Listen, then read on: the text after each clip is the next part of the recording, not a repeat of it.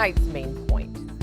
Money for youth services is on the ballot in Sacramento this November, and voters will decide whether to create a Sacramento Children's Fund. If passed, part of the city's annual budget will be set aside to pay for youth services like after-school programs. So we'll get to those details in just a moment, but we wanted to go beyond the ballot and beyond the budget and go directly to the boots on the ground. So what do youth services look like in action? All politics aside, Becca Habegger has been following youth programs over the course of the past year and brings us this look at what they actually do.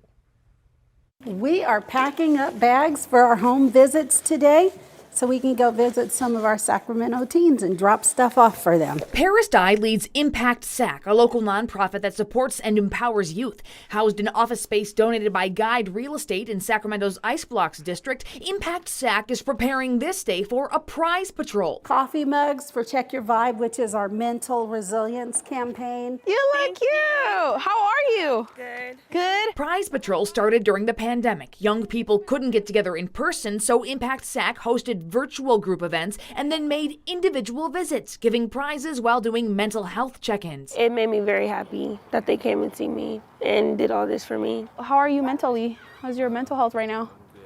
Yeah. Program Director Veronica Bullis says Impact SAC offers services like mentoring and tutoring with the goal of helping students succeed and stay safe. A grant from the City of Sacramento's Office of Violence Prevention helped make that possible. We were granted $250,000 to do this work and to reach youth in the city of Sacramento, especially those who are gang involved and who need more support than others.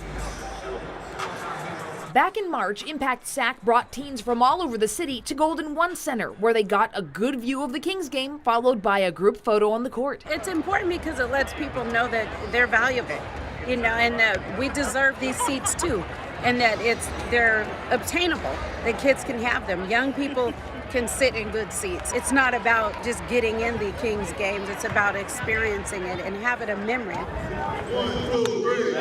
The next day and across town, two different youth organizations teamed up to host a March Madness youth basketball tournament at Dr. Ephraim Williams Family Life Center in Oak Park. What we wanted to do was gather youth from different neighborhoods and provide them with an opportunity to just come and have clean fun. Jadida Gomes is with the Greater Sacramento Urban League, one of the community organizations that partner with the Black Child Legacy Campaign. Kenneth Duncan is founder and CEO of Ball Out Academy, which offers mentoring and free basketball programs to young people in the Sacramento area. We want to provide safe space for kids a few times a week to keep them off the streets, help them with their academics, but really it's about mentorship because I know how important that is. Say your father's not in your life or your father's working a full-time job. It takes all those different coaches and mentors to help build up our youth to be successful. High schooler Irving Cook says that mentorship is important to young people. It's important because, you know, so they know there's somebody that's out there that cares for them, that wants them to be on the right path. In 2018 and 2019, Sacramento saw 0 youth homicides. Not the case in the following 3 years. Youth leaders say to get back to 0 requires the kind of in-person engagement they couldn't do for much of the pandemic. We are hopeful, and we know with the support that we are willing and ready to offer not only mentoring but even employment, right? Placing them in spaces that are productive where they're learning trades, and so then the gang involvement automatically decreases. A great city takes care of its children. I don't see these as expenses. These are investments in our future. Chet Hewitt leads the Sierra Health Foundation and the Center at Sierra Health Foundation, which manages the Black Child Legacy Campaign. He says supporting youth services benefits everybody. You know, we provide these opportunities to young people because we know that long term, not only do they benefit themselves and their families, but they do benefit our region as well, economically, socially, and civically.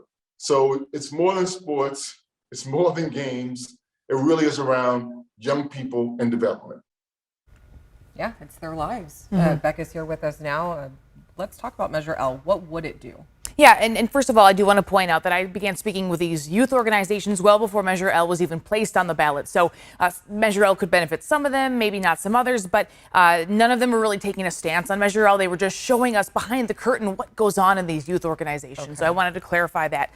That said, Measure L is something that is going to be on the ballot for Sacramento voters this year. A yes on L, Measure L, would amend the city charter to create and allocate funds for something called the Sacramento Children's Fund. It would also create a commission to provide some oversight for that money.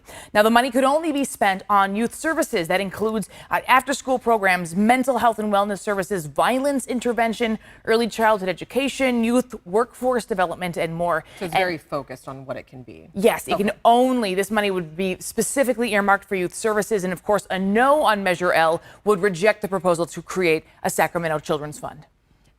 Isn't there already money going into youth programs? Yeah, absolutely. Millions of it. The city council has allocated millions of dollars for youth programs here in the city of Sacramento. But both those for and against Measure L agree money should be spent for youth services.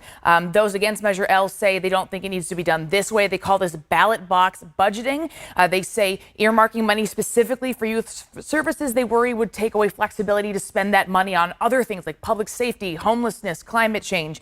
Those in favor of Measure L say more investment is needed in Sacramento's underserved youth. They point out Measure L is not a tax increase, and they say that specifically earmarking it would ensure that these youth programs get better funded. And we should point out that 40% of cannabis business operations tax is what would fund this fund. So we're looking at money that is tax revenue from cannabis businesses.